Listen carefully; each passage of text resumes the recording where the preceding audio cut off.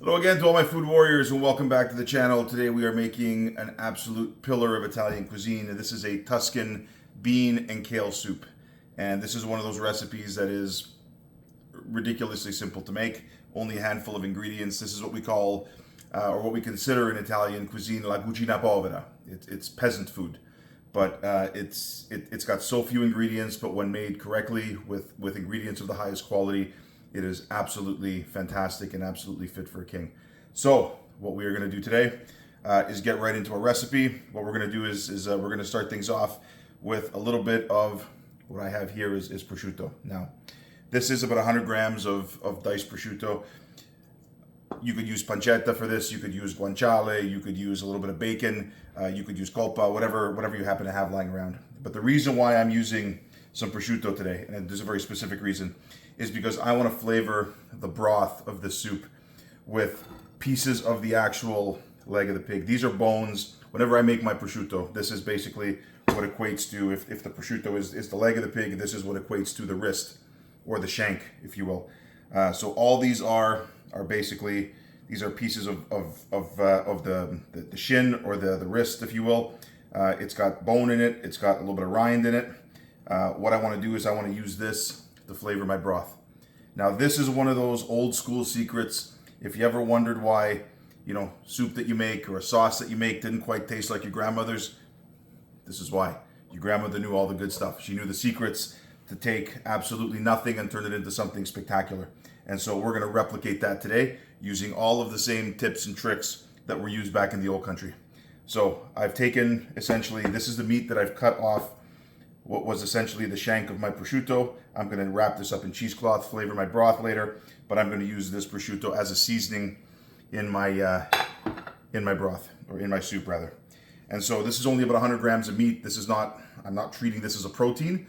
I'm treating this more as a seasoning. So before we get our pan going, we are going to get a couple of vegetables cut up. I have here rather large white onion. I'm just going to get this, cut up into kind of a medium dice. Remember, this is home cooking. This is peasant food. This is meant to be rustic, and it's rustic in preparation, but the flavors are absolutely fantastic. So what we're gonna do is just cut this up, kind of medium dice. Once we get to the end, we just give this a quick chop. So I'm gonna do the same to the other half. You notice as I'm cutting down, I'm not going all the way down to the core. That little bit of the root end of the onion is what's going to keep this onion intact. And so as I slice it, it's not going to be flying all over the board. There we are. And then as I get to the end, I just give this a rough chop.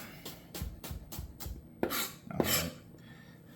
On top of that, I've got my usual couple of cloves of garlic. And I do have a couple of chili peppers.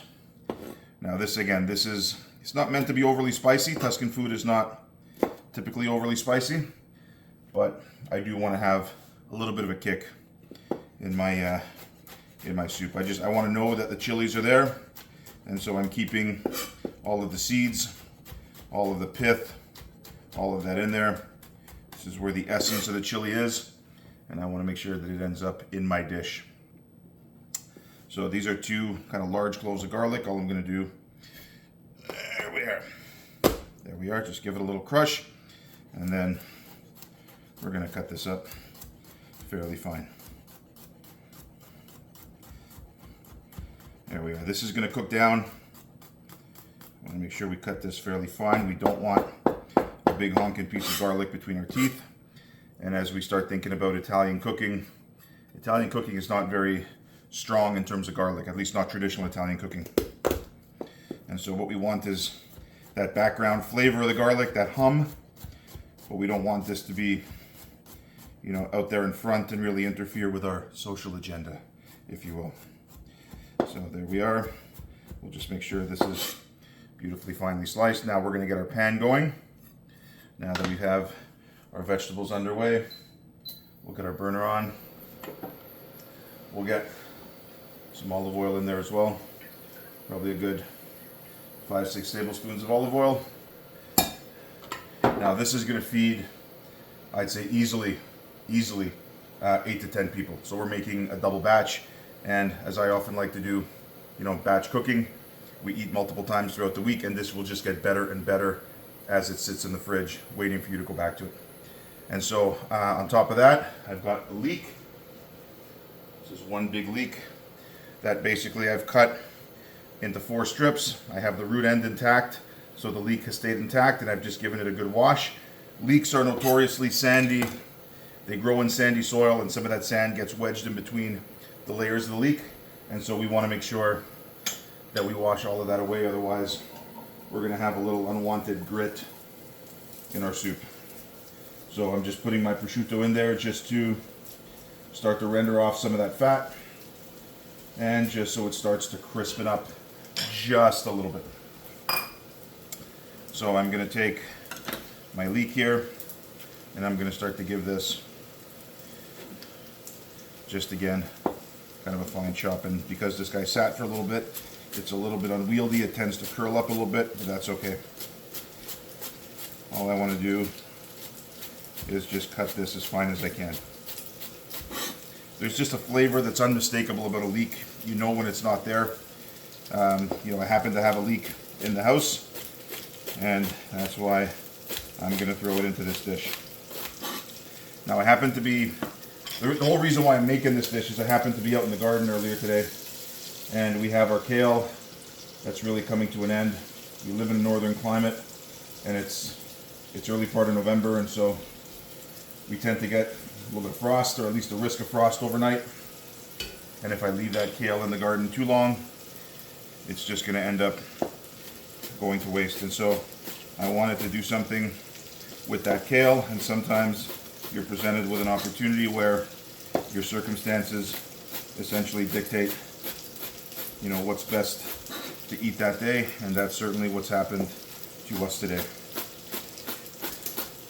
And because we have a well-stocked pantry always in the house, we've got beautiful canned beans, we've got our cured meat in the fridge ready to be used as needed.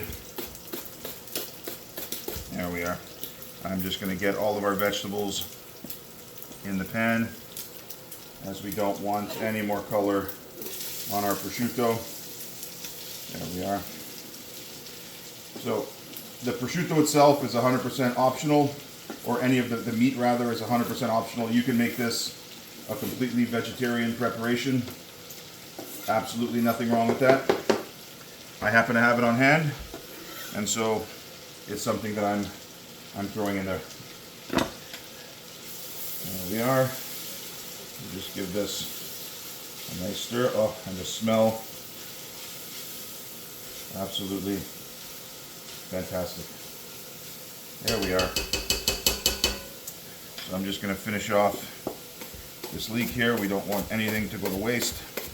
And really that's the philosophy about, you know, what we call la cucina povera, peasant food, peasant cooking. Really nothing goes to waste. And normally, you know, if you were going to butcher up your prosciutto or your ham or your any kind of cured meat product, this is the part of it that would otherwise go to waste unless you were truly creative in terms of how you could use this in some kind of, you know, food preparation or culinary application. And what Italians typically do, you know, back in the day, back in the old days, when every family raised a pig, and when that pig was slaughtered, you know, every family made their version of prosciutto and sausages and capicollo and different salumi of different descriptions. You'd always have these offcuts, and these offcuts are absolutely fantastic to flavor simple dishes, or otherwise this would be a product that goes to waste, and we don't like to do that. And so, oh, love that, love that. We will let this go for about another 5 minutes or so. I want my vegetables to wilt down, and once they do, we will start adding in the rest of our flavoring. So I will see you in about 5 minutes. All right, it's been a couple of minutes. All I've done is I've added a little bit of salt and pepper to our pot here, and just given it a quick stir. I want to leach some of that moisture out of the vegetables and get that into our broth as a flavoring. I want to be mindful of the amount of salt that I add, because the prosciutto is a little bit salty, and so I want to take that into consideration because I want my dish to be balanced. And so we've got our vegetables sweated down. I've got, I'd say, about maybe 5 or so ounces of a nice dry white wine. I'm going to add that in as well. There we are. And I'm just going to give this a stir. Now I want to make sure that I cook off some of that alcohol. At the end of the day, all of the alcohol, or virtually all of the alcohol, I should say, will be cooked off. But what I want is just some of that acidity and some of the fruitiness that wine will leave behind. And so I will cook that off before I add my chicken stock. Now what I have here, this is 8 cups of a good quality organic chicken stock. This is completely no salt added. So this is completely salt free. I want to be able to be the one to control the salt that I put into my dish. So anytime I purchase chicken stock, or any kind of stock for that matter, I usually purchase it either with low sodium or no sodium at all, because I want to be the one to control that. And so what I'm going to do is give this a couple of pinches of salt. There we are. We're going to give this a quick stir, just to make sure that that's all dissolved, and then we are going to add this directly into our pot. There we are. Our wine has cooked away, and so we want to make sure we get this all in there. There we are. Well, we have a little bit of salt left on the side. We'll just dissolve that in a tiny bit of water. There we are. And we will add that in. Perfect. All right. We will give this a stir. There we are. And we will allow this to come up to a simmer. So I will see you in about 7 or 8 minutes when our pot is right up to temperature. Right, while we are waiting for our broth to come up to temperature, I'm going to start to get our flavorings ready to add in there, because they are going to simmer for a little bit of time. So I'm just going to take our lid off here, and what I'm going to do is these big pieces from our prosciutto shank, I'm just going to throw these in as they are, because these are easy enough to fish out later. They're certainly not going to get lost in the broth. I do have a couple of small pieces that I am going to tie up in a piece of cheesecloth here. So what this is called is a bouquet garni, which is a French term that means basically a little flavor package that we're going to put into our stock. I do want to be able to take and fish these items out later. I don't want to have to have them in somebody's bowl and they eat them by mistake. So we want to make sure we can fish them out quickly and efficiently. So we've got them in our cheesecloth. What I'm also going to add to this, I've got 3 bay leaves. I'm just going to add that to it. I've got maybe this is about maybe a 4-inch sprig of rosemary. I'm going to put that in there as well. And then the second trick to this, these are the rinds of the Parmigiano Reggiano. So what I do every time I grate my cheese, I keep the rinds, I put them in a little zip top bag, put them in the freezer, whenever I need them. This is an application for that. So any kind of stews, soups, pasta fagioli, minestrone, these types of bean dishes, these add a ton of flavor. Now they are going to add a little bit of salt, so we want to be mindful of that. But this is one of those secret recipes, one of those secret techniques that only those in the know. So I've got about 4 of them. Just going to put them in here. I'm going to take my corners and tie these up, just opposite corners, and that way I can fish out this entire package later on without too much of an ordeal. There we are. So one final tie up here.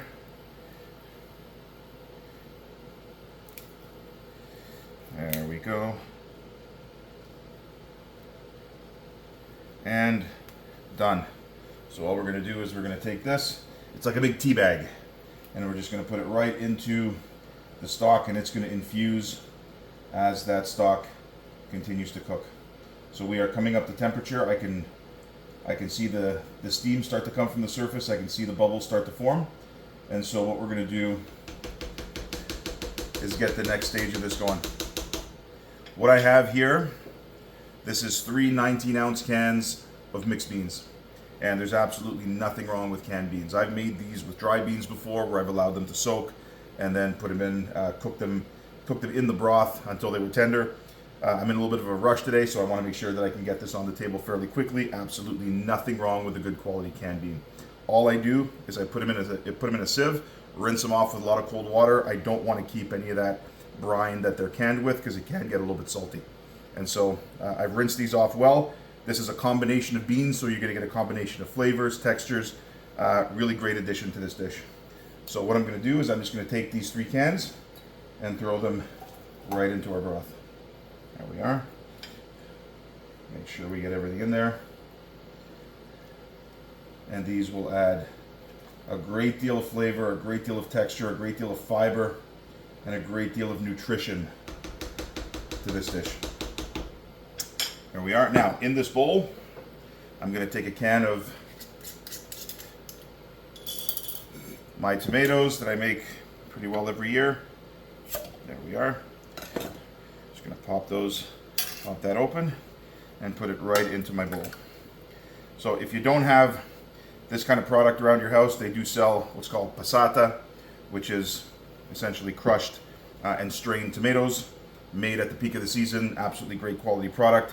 What I'm going to do is just go in there and fish out the vegetables and the herbs that I've put into this just to flavor it while it was sitting on the shelf. I've got here some basil, I've got here some celery, and a little bit of parsley.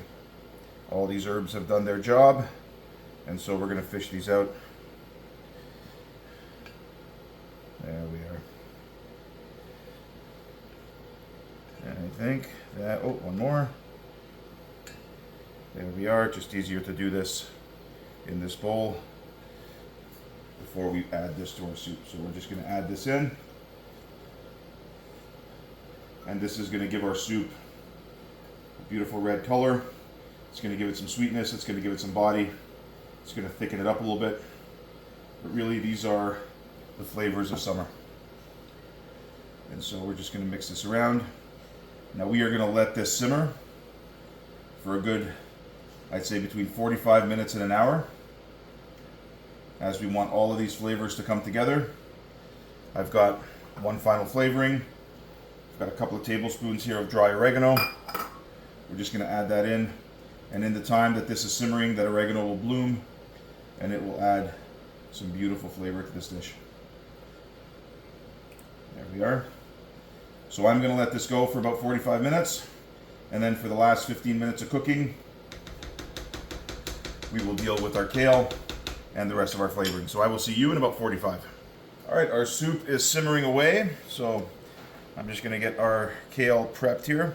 What I have here is, again, all the kale that we had in the garden. So this is a combination of 2 or 3 different kinds of kale, in addition to some Swiss chard.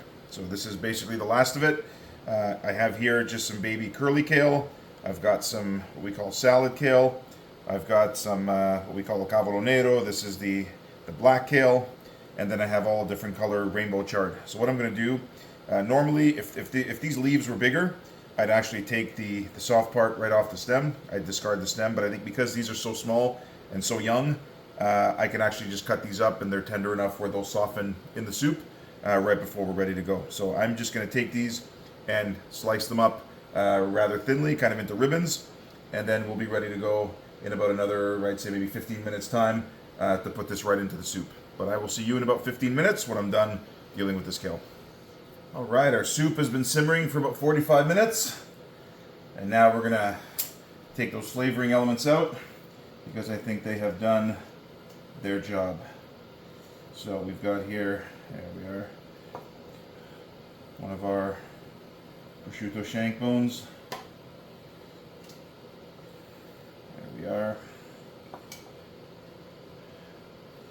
There we are. We'll get our bouquet garni. We want to make sure we drain that out. We want to make sure all of the flavorings remain in the soup. Oh, I wish you could smell this. This is just absolutely phenomenal. Oh, we got something else here. There we are. We've got another bone. There we are, and I think that should be pretty well it. And it looks like it is. There we are. We'll just put these guys off to the side, let them cool. And now, this is a respectable mountain of kale. If I were to purchase this at the supermarket, this would easily be one big bunch of kale, and probably one decent sized bunch of Swiss chard as well. This is shaved into ribbons, and what I'm going to do is I'm now in the last probably 12 to 15 minutes of cooking. This is when I'm going to put this into my pot. I do want to maintain some of the integrity of the kale. I don't want this to cook down and wilt down and really cook too far. I do want to maintain a good bit of texture and mouthfeel here as well. And so this is why I'm adding it in the last, call it 12 to 15 minutes of cooking. There we are. I know it looks like a lot by volume, but this will cook down. And this will be an absolute nutritional powerhouse in this dish. So between the fiber and all the vitamins and minerals from the beans, all of our onions, our leeks, I mean, you can put other vegetables that you happen to have kicking around the house into this as well. It's a very versatile recipe. You can throw in some carrots, some celery, you can throw in some zucchini, whatever you happen to have kicking around. It's a very friendly, versatile recipe. So what I'm going to do is I'm just going to mix this in. And as I see this, if you like it a little bit brothy, on the brothier side, a little bit looser, then by all means, leave this as it is. If you've watched some of the other videos, especially where we've made soups, you know that I have a certain technique to thicken soups using potatoes. And so what I'm going to do, simply take a plate, a box grater. I have 3 small potatoes that I have washed. These are equivalent to, I'd say, maybe one large size potato, and all I want to do is on the large side of my box grater, just grate these, skin and all. And I'm going to throw this into the soup, and as this cooks for the last 10 or 12 minutes, this will thicken the soup. And I'm going to be thickening it without any other starches, without any other use of cream, none of that. And all we're doing here is we're just adding a little bit more vegetable content, and certainly some more vitamins, minerals, and fiber. No need to peel this. There's a lot of vitamins and nutrients in the skin, and so I put it in skin and all. There we are. And as that continues to cook, there we are. The last thing that I'm going to add is just a little bit of Italian flat leaf parsley, just to brighten it up. And in about 10 to 12 minutes or so, our soup will be ready. There we are. So all I'm going to do is just clean out, again in the spirit of no waste. Clean this off, make sure we have nothing left there, and then all I'm going to do is just add this directly to my soup. There we are. Now as this cooks, the starch will leach out of the potato. The potato will cook, the flesh will soften, and it will just naturally thicken the soup. So I haven't added any additional salt since the last time I did, when I seasoned my broth.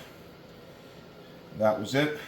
I want to do any final seasonings after I've removed especially the trimmings from the prosciutto, which are obviously salt cured, and so they will impart a certain amount of salt to the dish. So here we are. I will give this another 10 or 12 minutes. I'm just going to cut up my parsley. This is just, I'd say probably 8 or 10 sprigs of Italian flat leaf parsley, and I'm going stems and all. And I'm just going to cut these fine. And this is going to add a little bit of freshness to the soup. There we are.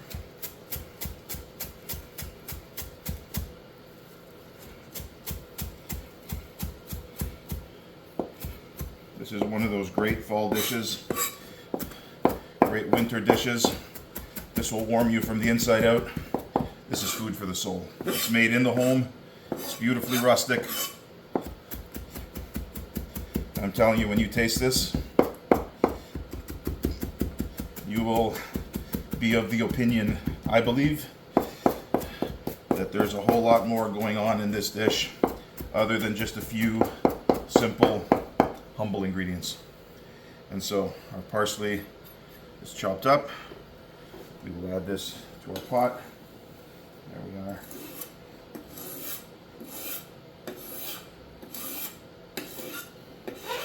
And we will let this go for another 10 minutes or so, and then we go right to the plate. So I will see you in about 10 minutes. All right, it's been around 10 minutes, and I think our soup is ready to go. So what we're gonna do is quickly do one final taste, just for seasoning, just to make sure that our broth is where we want it to be.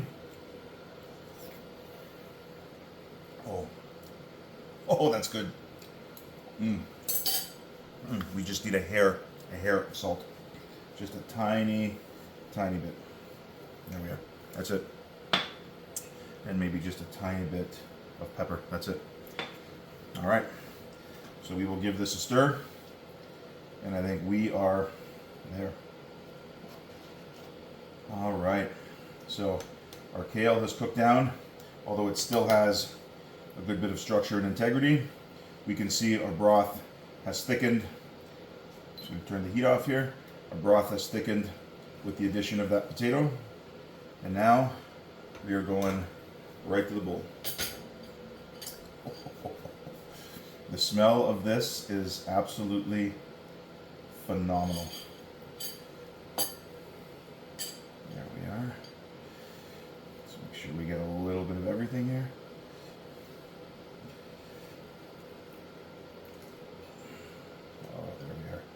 Now you want to talk about a nutritional powerhouse? This is it. Humble ingredients of fantastic quality, treated simply, treated with respect. Now the way I like to finish this, with just a pinch of freshly grated Parmigiano Reggiano, just a pinch. A little bit of snowfall on top there. There we are. And then what we're also going to add to this is a finishing olive oil. Now this is a very fragrant olive oil. This has, on the palate, you get notes of freshly cut grass, of fresh artichokes. It's phenomenal to just drizzle over salads, over soups. There we are. Just a drizzle. And now, down to this with a piece of hot crusty bread. There is nothing better. Make sure we get a little bit of everything here. There we are.